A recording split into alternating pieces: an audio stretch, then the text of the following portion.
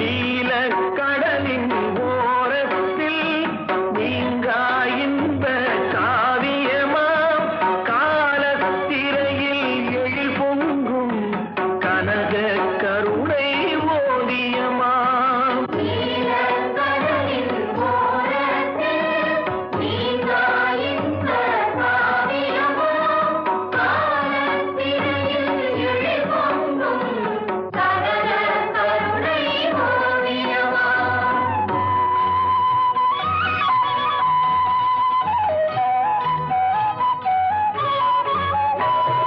தென்னை உயர பனை உயர சென்னல் உயர்ந்து கதிர் பெருக